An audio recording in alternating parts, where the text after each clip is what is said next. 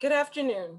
I am Elizabeth Agro, coming to you from windy Philadelphia. Beautiful day. I hope it's beautiful where you are too. Nicole Cook and I acknowledge that we are located on the lands of the Lenni Lenape people. We pay respect to the Lenape people's past, present, and future, and their continued presence in this homeland and throughout the Lenape diaspora. Thank you to Judith Pinero, Marianne LaMonica, and Lucy Leiden for this platform, but even more so for their commitment to and support of this topic as an urgent issue in our field. Shortly after landing a job that had more autonomy, reporting to someone who was secure in themselves and did not micromanage, it took several years for me to shed what I now understand to be professional trauma that I experienced at the hands of curators and other museum professionals at several institutions over the arc of my early career. In this safe space, I began to heal and unpack the layers of that trauma. I came to see that it had nothing to do with me and everything to do with the system, a system that had normalized abuse of power and behavior. It also had everything to do with who I was and what I was not. I was vigilant in keeping myself in check to ensure that I would not continue this cycle of abuse. Don't think for a second I was immune to that possible outcome. It was shocking, and it was a shocking revelation to me that it was more than possible. It was probable, if not inevitable. I saw clearly that the root cause was the very nature of our industry and all its precarity, hierarchy, fragility, patriarchy, and competition for visibility. Hyper aware of my actions and interactions, I doubled down on a different outcome, which took me on a journey that places me in front of you here today. Being a curator is like a salmon swimming upstream against a powerful, elitist, racist, and classist industry, rife with privilege, passwords, and secret handshakes. It is a field that is rigged in a twisted system of chutes and ladders. Although I traversed and repelled the board game to eventually become a full curator, I did so much to the chagrin of one curator who was unrelenting in their bullying. Others along the way who were stalwart in their gatekeeping, egregious enacting unwritten and unspoken rules of the game to even the score. Like some, I came ill-equipped to play that game, whose rules were only revealed along the journey. Although resilient, I did not make it to the other side without scars. Recently, abuses of all sorts played out upon other colleagues at my home institution, triggering a form of PTSD that I was unprepared to manage. It didn't matter that if I had held myself to a different standard, that I had placed humanity and integrity first, or that I came to the aid of anyone who needed guidance or safe harbor. This was a moment when I realized that smaller individual actions, while valiant, were not enough, could never be enough to change our industry. I was utterly mistaken and obliviously had more rules to learn. It was hard to accept the game is rampant and that that the main problem is those who win the game are those who play the game best, not those whose scholarship warrants it. Inspired by colleagues with less power and privilege who risk everything to speak out, I spoke up against what I identified as a museum-wide industry culture of silence. This culture plays out in a specific way in the curatorial sector. Let me enumerate. We are made to feel we are lucky to have our jobs, as if we did not get here on our own merits. It is often insinuated that we are replaceable due to the paucity of available positions, therefore not valued for actually being present. Some of us have often traversed many flaming hoops in order to advance to the next level in the game. We are told we must earn our stripes. It is no wonder we wake up one day exhausted, having realized you've run an obstacle course for years. How often are we told in reporting outright abuse enacted upon ourselves or of a colleague that you are to make the adjustment and work around the abuser? To advance, we must tolerate it, or even worse, make a deal with the devil, thinking we can reform the abuser. Often their egregious behavior is known throughout the field, yet they persist, excel, and rise. But still, it is widely accepted that the problem and onus lies with you. We've seen colleagues confront their abusers directly, indirectly, and through HR. We also know that the retribution is silent as well, ensuring a perpetual collective silence. The game is won by those who play it best. Our silence ensures it. The culture of silence is baked into our curatorial culture. It's more cult than culture. It is damaging and rotting our industry at its core.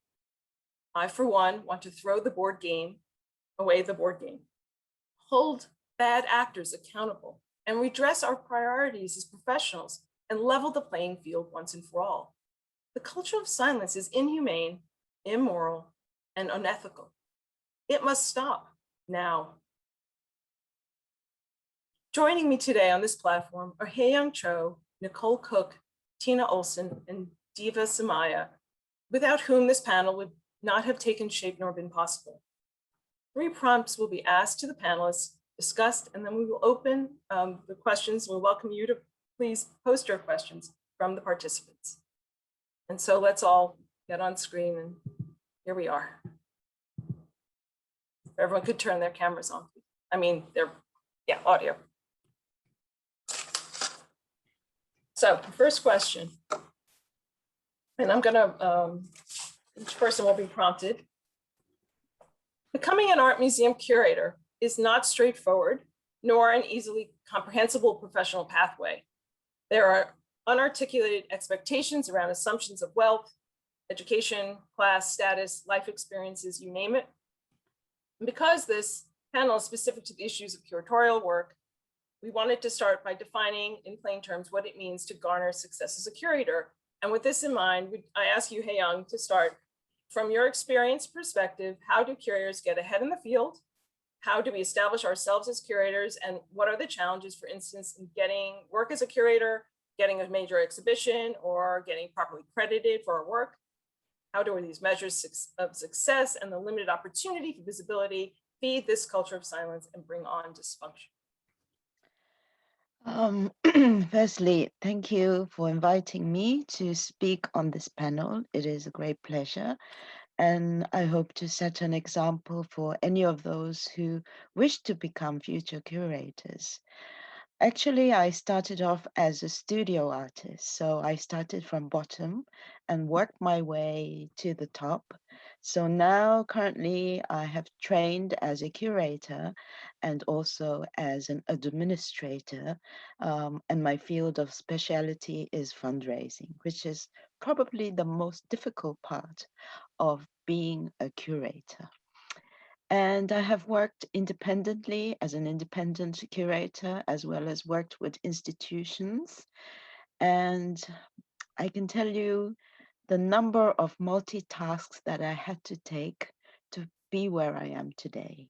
So I started off as a lecturer in a university, a quite well-known university in Korea, and I apprenticed under my professor, and I learned all my curatorial task through my professor.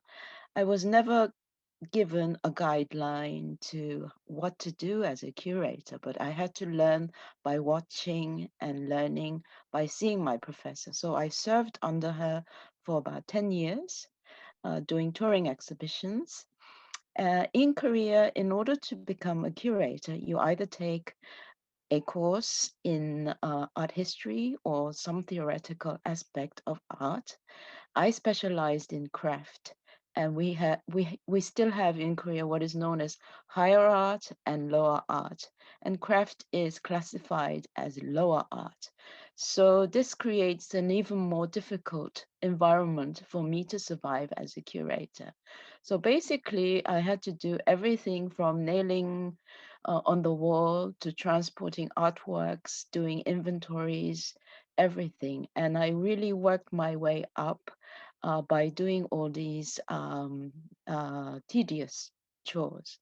There was no guideline. There was no teacher to teach me. I had to learn. And it's all all about academia in my country. So you have to go to the top 5 universities in order to survive, to work in national museums or any kind of museums. But I was lucky because I really paid my talents off because I was able to speak English. So before being a curator, I was known as a translator. So I did all kinds of interpretation, translation of Korean art. And so basically, I was overused, if you like to put it, in many different ways. So I was writing, translating, exhibiting, and then it's not until the late 2000, around 2010, that I actually could stand up for myself, being myself alone and not associated with a director or a professor or somebody. Until then, so for about 10 years, I think I was kind of an assistant, a kind of a service giver, or, multitasking all these different ways. But I think this is quite a natural environment for most curators in Korea, even if you work for a private gallery or a national museum. You still have to serve in all this way because your predecessors had already done all these tasks. So it's kind of a norm, a silent norm, as we put it. And until you work your way up through doing this multitasking, you're not able to do any kind of serious curating. And then there is the task of convincing the government people, because most of our funds are given by government institutions. So you have to visit like the Secretary General or like the minister, and then make them or convince them that your plan to do an exhibition is uh, how do you put it, attractive for the general public. And this is a really difficult task because most of these people are like um, normal kind of, public organization, officers, and they have no idea about art. And so until you show them visually, it is very difficult to convince them. And then they tease you by saying, we will give you 10,000, we will give you 20,000. And you don't know until the end how much you're going to get.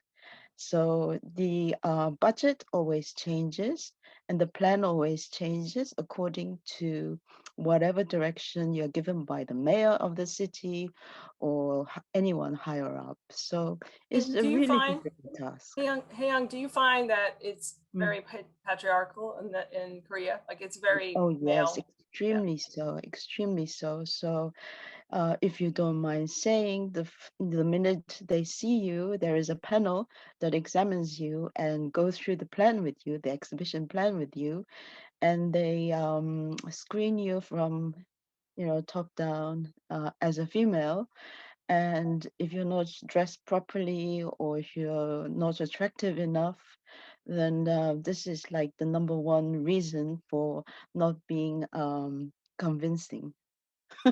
So we But, go through all sorts of things. wow. Diva and Christina, might you want to add to that? Yeah, I'll jump in. I think, I really love the way that this question gets at what like unarticulated expectations in the field. And I think, one you already addressed beautifully in your introduction, Elizabeth, which is about, abuse and kind of earning your keep and putting up with abuse, which we'll talk about more, I'm sure. But the other thing I wanted to address is this assumption of personal wealth, which you touched on, and it can be really, really difficult as a curator who does not come from wealth or money and is not versed in like wealthy culture, as it were, to navigate the field. And there's been, it's very painful and awkward to be in a lot of rooms with wealthy people talking about buying houses and, and you don't feel like you fit in. So that's, and wealth is assumed constantly in so many ways in this industry. And the other thing I wanted to shout out to that's not talked about enough, I think, is this expectation that can be really harmful, especially as for grad students and early career curators, that we should be able to move anywhere at any time, just across the country, especially for contract things, fellowships. And that can be a really intense expectation. You know, everyone's advisors say, apply for this, apply for that. And if you can, that's great. But I think a lot of people, it scares them away from the field because they want to stay in a particular area for family or, you know, a ton of reasons. It's just not possible for people financially or appealing for a number of reasons. So I think that's another thing that is unfairly expected of everyone. That's absolutely true. I mean, during the time I was training, I had no life of my own. So it was like getting up at 7 o'clock, and I was required to be at the university around 9 o'clock in the morning. And from 9 to 9 in the evening, it was nonstop working, from paperwork to delivering things to whatever. And the wealth aspect is, I think, for curators, is a kind of a necessity. You know, immediately people assume that you come from such a background that you are able to appreciate so much, you know, in a broad sense, you know, the taste, the aesthetics, the dressing, whatever, you know. Yeah, what I really hear as I listen to all three of you, and also as the only person on the panel who's not actively a curator, is how many expectations there are and how undescribed they are, how secretive they are, which you mentioned, Elizabeth, in your remarks, as the secret handshake. And I think that that's something that you see in all cultures that are inherently discriminatory and inequitable, is a kind of holding back of clear rules and guidelines about what's expected, how you get ahead, what the job expectations actually are. If you're supposed to dress a certain way, how do you know that? And the more, you know, the more, what's the word, like how close that is, that the more that becomes its own kind of form of power and exclusion, so that the people who know it, who know the right way to dress, the right way to act, or how in fact promotion happens, or who you have to know, become more powerful, and the people who don't become less so. And so I think a big thread of what we're going to talk about today is, in fact, that issue around publicity and visibility of curatorial work and what's really within it. Well, visibility is so important in some ways that it becomes your assessment. You know, you are assessed by visibility of how you appear, and also what kind of school you went to, and what kind of background you've, you know, achieved through your experiences. And then it also relates to non-stop studying. So, you know, getting a PhD. And so, you know, you're doing all this and curating at the same time. So by the time you go home, it's like 12 o'clock, midnight, and you're exhausted, burnt out. You know, your legs are like elephant legs. But besides the physical impact, there's also a financial impact of what you just described. You know, yes. I can't imagine. I mean, I think a good portion of our field doesn't have that kind of financial stability. Between like moving between different jobs from different states, and the money, I mean, I can't tell you how much I've lost between the moves in order to move up. Not everyone can do that, and it took a hit. It's Absolutely, because but also to try to up the ante of your degree in order to rate, you know, and that, I mean, how much of us are still paying our debt off? It's another substantial factor. Absolutely, because, you know, the payment as a starting off curator is very low. So it's putting it mildly.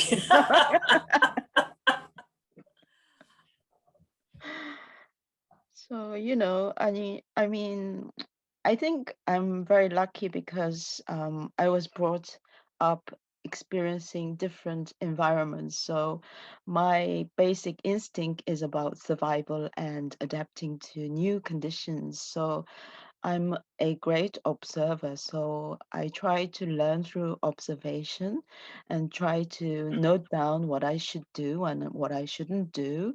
And so I'm very intuitive in that way. So, I mean, by watching and by observing people's behavior and actions, I was able to train myself on my own of how to dress and how to appear and what to say and what not to say. And also because our country is Confucian based, as a young person, you are told to shut up and not to speak and listen until your peer speaks. My Italian parents must be must be Korean then. I learned the same thing. I'll just add to that but at what point do we scrub ourselves? You know, like even as an Italian American woman, you know, I was told to try not to talk with my hands. You know, I can't do that. Talk with my hands. And it has been commented my entire career that if I sat on my hands, could I even speak? Yeah, probably not. But I find that offensive. You know, why should I have? I mean, I know how to behave. I know how to present myself. But should I totally erase myself? And this is like has larger issues, of course, in a bigger way that's not just about me. We all, you know, it's something to say, and I just think we need to take a pause on that. Yes, well, I don't know exactly how to put it, but as I mentioned, in Korea, you cannot always pose your opinion. They ask you for your opinion, and then when you actually say it, you get completely wiped out, you know. You say, you're not meant to say that. And then what do you do? I don't know what it's like in the United States, but I was taught under the British education, so I was always taught to say my thoughts. And so I was not shy or bashful in this way, you know. I always had my own opinion, and in my head, even if I didn't speak, I knew what I was thinking. So in my head, it was always like rolling, rolling, rolling. That's not right. That's not right, you know. And it's really interesting to have this Korean contrast, I think, because it's not so dissimilar. And really, from my experience, like it's really not. And even though, you know, we might be told by some as junior curators here that we should voice our opinion or what we think at meetings, you know, for instance, it's definitely apparent that not all the curators think that we should. It's definitely not a uniformly accepted thing. You know, some people are more flexible with that than others. And it is uncomfortable knowing that, you know, even if I am going to say something that some people think I should be sitting at the kids' table, you know, and not be at the main table. So it is frustrating. Yeah, still. Yes, definitely so. Yeah. And curatorial work is something that you need to have a direction and you need to have a research and you need to have a voice so that once the exhibition is installed, that it has some kind of a characteristic. So in order to explain this, you really have to be quite convincing in your language, you know, how you pose it to the audience and to the visitors. Okay, I'm going to change the direction of the conversation to our next prompt. Curatorial practice is often discussed in very defined and isolating terms. It's developing a show, writing a wall label, bringing important acquisition. However, what we're arguing today is that doing the work of making the field better should be at the core component of being a curator. And in a field that rewards individual accomplishments, there is a strong impulse to conform, shut others out. Yet is this really a productive way that we should be working?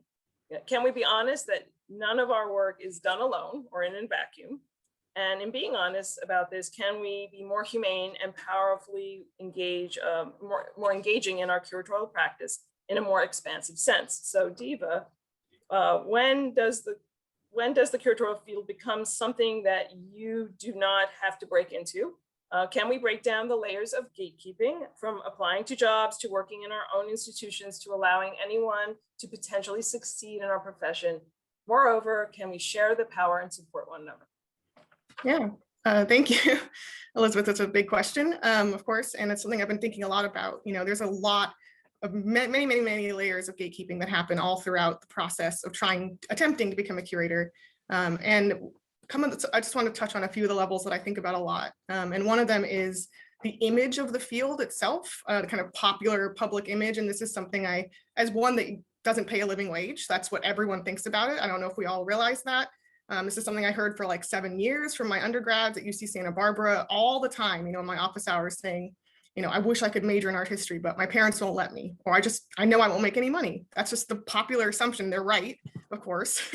And so I think the solution to that is really simple. It's pay people more, and redistribute wealth across the museum in order to allow people to maybe someday even consider this as a field that's viable option if you're not wealthy, right?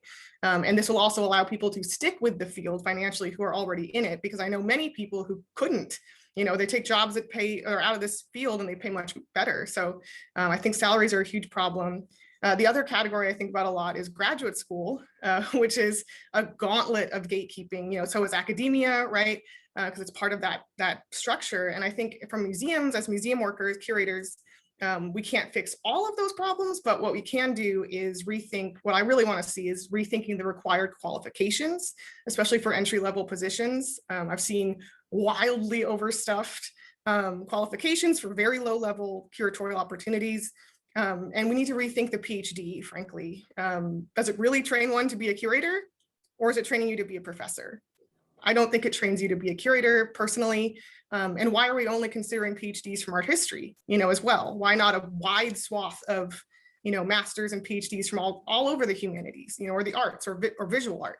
As Hayoung just said, she started out as a studio artist, right? So I think, and we only need to look at our brilliant colleagues who have those backgrounds to see how, beneficial they can be for the field. And I also think connecting, you said like expansive curating, and kind of expand the notion of what we do as curators. I think it will be really important in gatekeeping and breaking that down to create opportunities for graduate students with pay, of course. And there's so few of these. It is virtually impossible to get curatorial training. So by the time you're done with your PhD, you have any. It is really, really, really hard here. And so you're getting out of your PhD and the job say 5 years experience, and you're like, how would I have that, right? There's so few curatorial fellowships out there. I can testify because I got rejected to the 3, over and over until I finally got a postdoc. But, I didn't get any of them, the frick rejected me twice. So the curatorial fellowships are competitive, of course, because there's just so few. In addition to qualifications, make positions full, not contract, not temporary, not part-time, and list the salaries so we know that what we're getting into here. And the last thing I wanted to touch on is, which you already talked about, Elizabeth, a bit, which is toxic workplaces and abusive supervisors. They constantly force people out, even if they really want to be a curator, they just psychologically can't take it anymore, which is totally fair. We're all neurodiverse, we all have different needs. Maybe you can't, maybe you shouldn't take it. No one should, really, right? So what we're talking about. And per Latanya S. Autry, who I'm representing today with her shirt. Yeah, so is Nicole. The museums are not neutral. She's been talking a lot lately about how inclusion can be really violent, right? And we talk about pipelines, but we should talk about what are we pipelining people into, right? Just being included is not the end all be all, depending on where you're being included, right? And we can talk about this more, so I don't belabor the point too much, but I think the answer to this will come with new systems of accountability for people being held accountable that is not HR. That's a different system, and kind of trying to envision that. And then lastly, I wanted to say within this kind of topic of toxic workplaces, like don't gatekeep your own staff, and especially your own junior curators, because I know tons of junior curators who are being held back from promotions, who are not being allowed to do shows, who are not being allowed to take professional development opportunities, who are not being allowed to talk at conferences. I know people, like, it's crazy the amount of things that bosses, senior curators will prevent junior curators from doing and really hinder their career. And likewise, outside of curatorial, we need to think about intra-institutional pipelines, not just curators, but the educators, the communications people, the visitor services people, value the people in your museum and center your workers and build them up and empower them, because there's tons of knowledge, even art historical degrees amongst those folks. And some of my most brilliant colleagues came from visitor services, and it's a waste of talent to not consider those people first.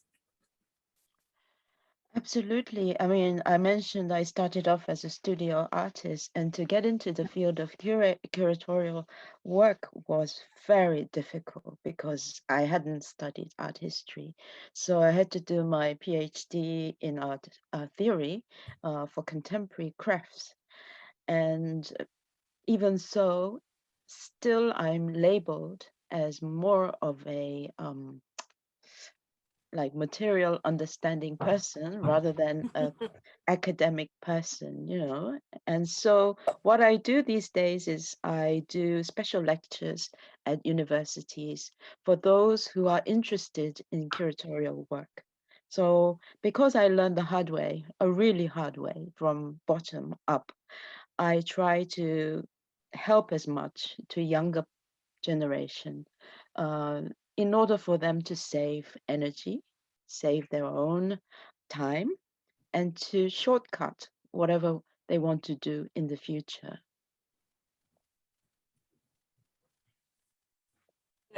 It's that toxic environment that I really struggle with. Everyone should feel safe at work. And I think this idea of gatekeeping is really at the heart of a lot of the problems. And I think, for myself, I in identifying that, it's really important to look at yourself very, very hard. I had a moment where I almost did it myself, and it was a wake-up call. And I think, like you, Hae-young, I think the idea of okay, well, I had it terrible and I earned my stripes, they're on my arm, but I'm not going to turn around. You're giving back. And I think it's about an individual choice to say, okay, I'm not going to benefit from this, but I can at least give back to the industry and turn it around. But it takes more than just the five of us, and that's why we're here today. Yes, but I mean, it's important that we're sharing our experiences. I mean, there were like days when I would come home and just cry because it was just the way I was treated, because I'm a specialist in craft. But then the organization completely denied of my speciality, because my director was not coming from the same field. And so, it wasn't important whether I was a professional in the field or not. Yep. It was more about status and more about, you should keep quiet, And so I was hired to contribute with my field, contribute with my experience and knowledge, but it was completely denied. Yeah, I think in a lot of ways, the session today is a kind of, as I've been thinking about it sort of as almost like a bridge. There has been so much deep conversation, a lot of it, and discourse, a lot of it, the product of really important BIPOC scholars and activists and thinkers, and a lot of it very enmeshed in, the racial reckoning in this country. And around museums, I think it has focused rightly on the foundations of the museums, on our collections and how unrepresentative they are, on the narrowness of the stories we tell, on the lack of diversity on our boards and in our senior leadership. And I think that is all absolutely correct. And I think today, as I think about what you all are describing, the sort of toxicity of the culture of curating, of course, being the pinnacle of art museums, right? The pinnacle job.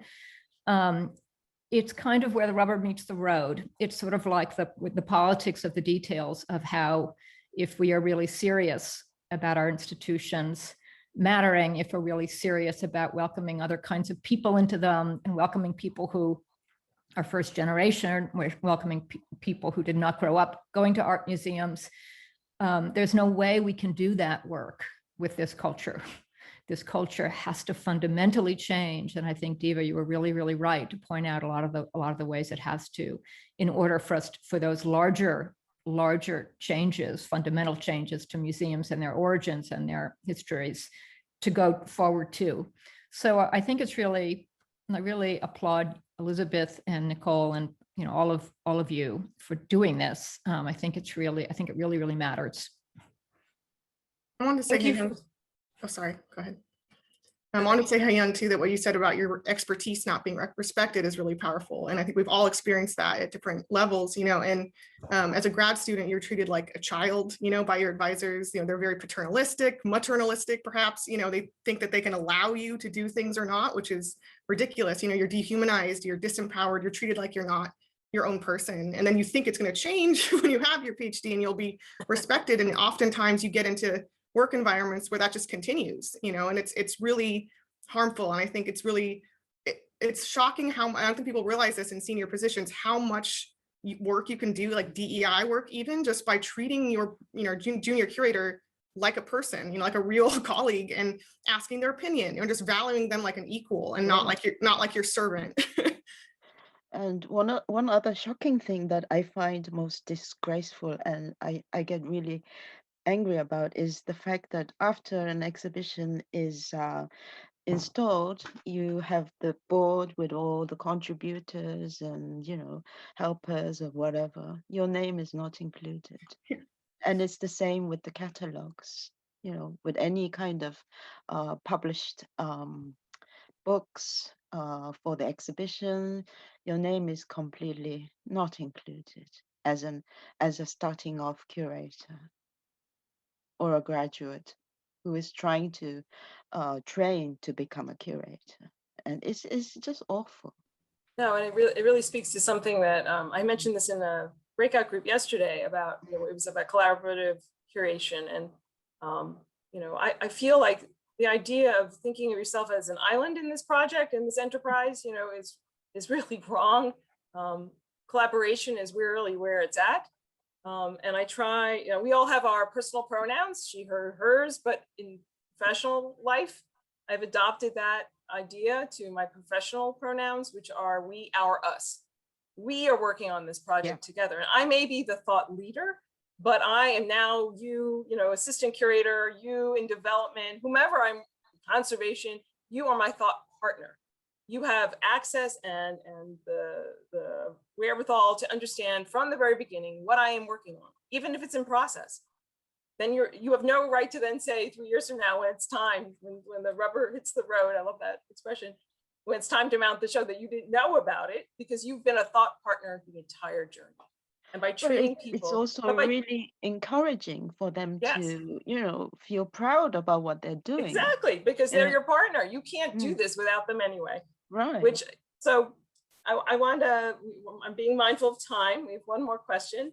And I'm going to prompt Tina. We've heard, a lot about this problem, and that we probably could speak another hour about this as well. Wish we had more time.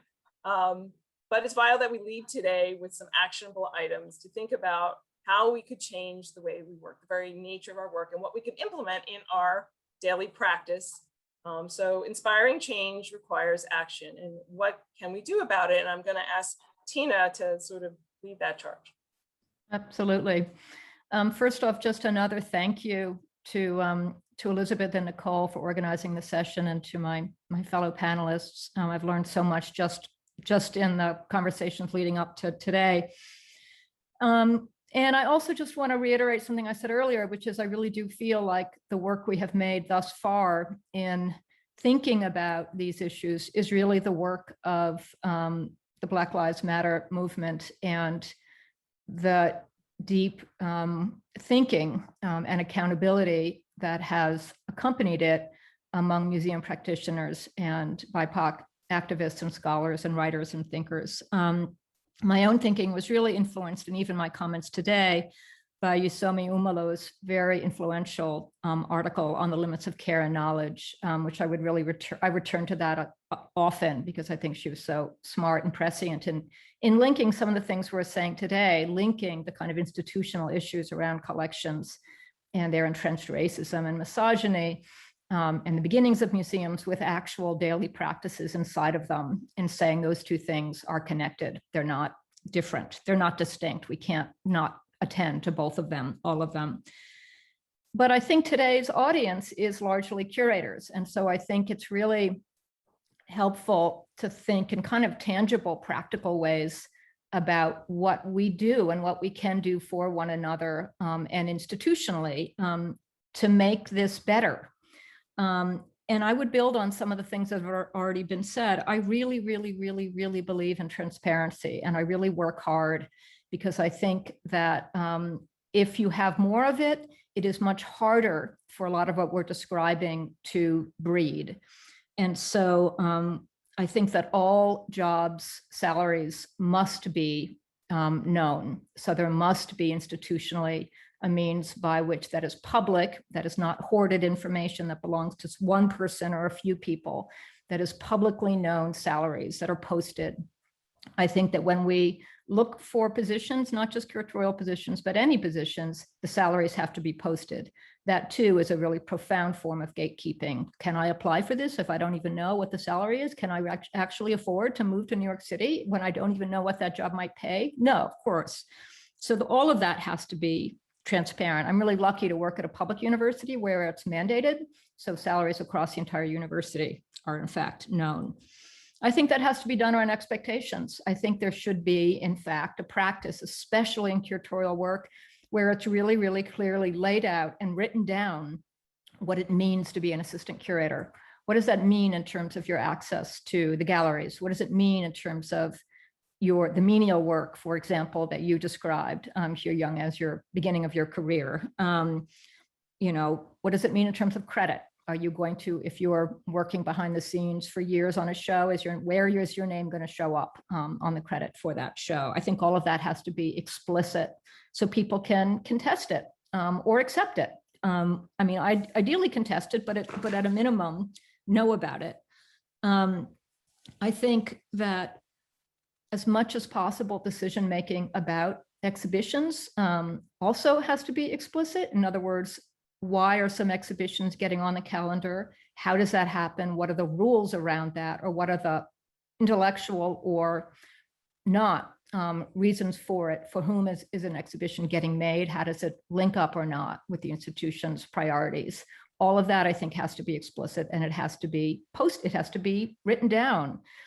And then in terms of transparency, I think one of the last things I would say is where senior decision-making is getting made, whether it's in a senior curatorial meeting or whether it's in the senior staff at the institution, those meetings have to be more public as well. So at the museum that I'm in, that I work in, we have started a practice of a rotation in which people can ask to be in those meetings, and then that rotates every 3 months. We also post the minutes for all those conversations on the shared web drive so anyone can see them.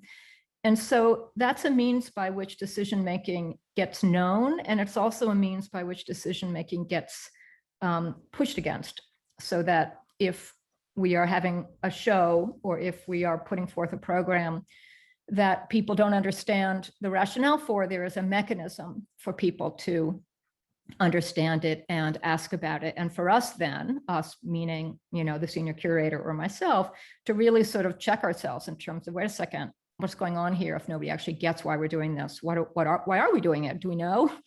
So I would strongly advise, I'm not speaking as a key expert here, but say that these are some of the things that have been, I think, working or helping from my own experience.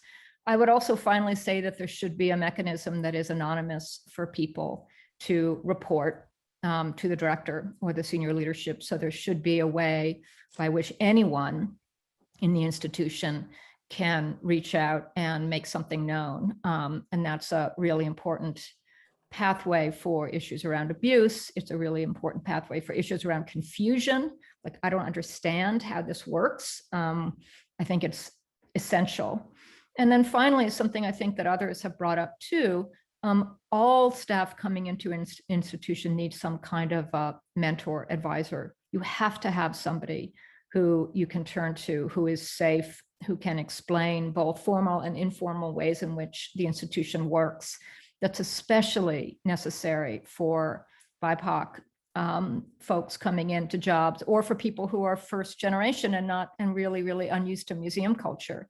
There is so much that is unexplicit about how museums work and how they make decisions. I've just found that again and again in all kinds of positions. People will come to me and ask me things that I have been in this career for in working in museums for so long that I don't see a lot of it anymore. You know, why do you put those banners up that way? Why do you put, just all kinds of stuff. And I think many of the people on the call probably are like me in that too, that we absorb all of this because that's what we do, right? We absorb it, and often we forget to ask questions about it. And it isn't only until somebody comes in to the institution and asks them that you kind of begin to scratch at them and rethink them. So I'll stop talking now, but I would say those are some of the things that I think are really important, just for a kind of base, more equitable culture that people can work in any way. Great. Well, thank you. We're going to pivot to questions, but before we do, I'll just say that in a very quick way, I think also radical empathy, radical sharing, this idea of sharing power, about shining light and raising up people along with you on your projects, and mentoring. Mentoring is really critical.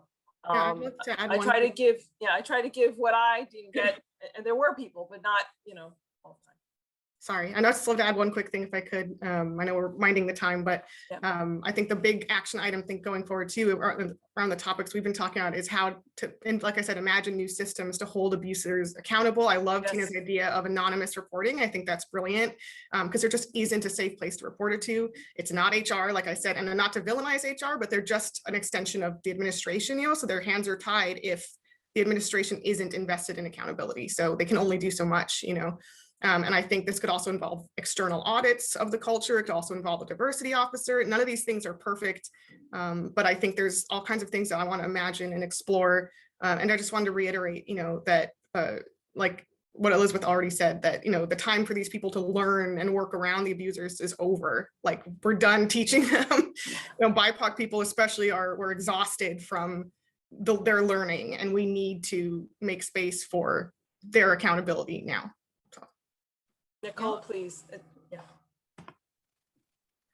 I hate to cut in because I'm just loving the way that this conversation is going.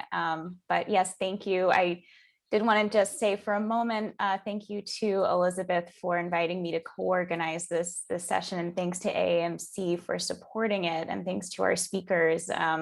This is something that's been resonating for me a lot too. I'll just reiterate that there are so many points made in the Q&A about just how much this is resonating with people's personal experiences, and how much they appreciate that we're having this conversation together, and how much everyone is appreciating the honesty that's happening in this space. I also started out as a studio artist and found that transition, which I always felt the artist perspective has so much to offer in museum spaces, but that's not always the way it happens when you're trying to make that transition. And then I am also someone who, I'm in my mid-30s now. I continue to string together limited term contract positions, some curatorial and some not, depending on where opportunities are. So these questions are just really important for me in my personal work, and also my work with interns and fellows as well, people coming up in the field. So I'm going to attempt to synthesize a few questions because we have so many good ones to get to and so little time left. But there are several questions from folks who are wondering about this increasing focus on degrees and professionalization through education that are happening in museums. The points that if we want to see diversity as a value in galleries and museum spaces in a public facing way, this is a major roadblock. Yeah, I would love to hear anyone speak to how you've experienced the roadblocks when it comes to education, whether it's the PhD or some other marker, and anything that you're thinking about. I know Diva touched on this briefly, but yeah, the floor is open. Yeah, I mean, I'll explain briefly. I don't want to take up too much space here, but I think that, think about what you're asking, when you're asking a PhD, you're asking someone to have suffered for like 8 years, and spend a lot of money and time being paid very poorly, and food stamp wages, like really, really awful circumstances. So like, what are you asking of someone, and in my experience, there's no curatorial component. I wasn't encouraged at all to curate from my program. It's just not something that factors in. So I really think it should be rethought. And it's something that I think feels threatening to a lot of curators with PhDs like myself. They think, well, what's wrong with me? Or like, is there something wrong with what I went through or my training? And it's like, no, it's valuable. You're smart, you're brilliant, but it's also like, you don't want to devalue a PhD, but you also want to open up to other forms of training. I think it's almost a requirement today that you need at least an MA or a PhD to do curatorial work. And I had wished that someone would have taught me how to raise funds. Mhm. Because Oh, this yeah. was the most scary part of curatorial work, because, the amount of budget really equals to the quality of the exhibition. And it's all very new when you start off, and it's quite scary. And no one tells you that once you're introduced into a museum or an organization, that you are required to raise a certain amount of money in order to do an exhibition.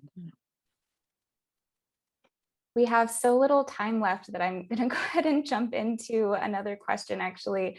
And this one has to do with, there are a couple different questions that have brought up the issue of gender in the field, that obviously museums are born out of patriarchy in some ways as institutions, but that we also have a culture where men are not the only bad actors as well, and that women can also participate in this kind of negative culture. I wonder if any of you have thoughts on that. I'm going to take that one. I think, yes, patriarchy, it definitely gets in terms of the structures, right? In terms of who runs at the top, generally, most of the museum directors are male. But I would say most of the abuse is at the hands of women. I think it's very heinous, women hating women. And I think it's partially because maybe back when women became curators, they finally, when they became the full curator, they finally could do what they wanted to do. And now they had to put you, the younger curator, through that same pace because they finally got to do their project, or the hoarding aspect, which is like a cycle, it's taught, and so I don't know if that's the explanation of it. That's at least my experience. I think sometimes, and some women who are the nicest colleagues in the world, but then they turn and they do this. I don't think they're aware that they're doing this. So I'm sorry.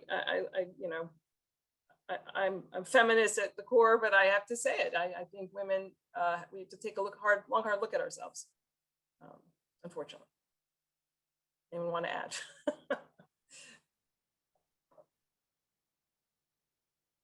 I think I would just say that I've had my career has not been as a curator. So I've had different kinds of roles in museums, and I have seen abuse and myself been the subject of abuse by both men and women. So I have not seen a difference there. I have, but I would say that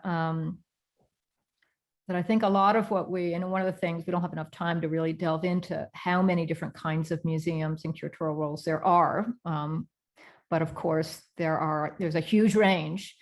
And I think some of the culture we describe is at its worst at larger, more prestigious museums. I have worked in many different kinds of museums, both very large at the Getty, very small in Williamstown, campus-based, non-campus. I've worked in a lot.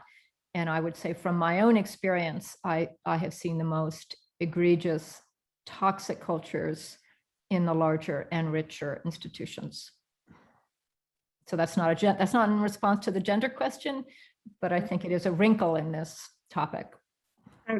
I wanted to jump in here too, because I'm seeing, just glancing at the comments and seeing lots and lots of people echo my experience, which is similar to what Elizabeth said, which is you can be discriminated against, of course, as a woman, but you're also finding a lot of your biggest abusers are women. And it can be very tricky. And I think a lot of it comes from, an older generation of women being, aggressively oppressed by the patriarchy on their way up. And then they end up, kind of getting trained to re-perform that on younger female curators, and it's really problematic.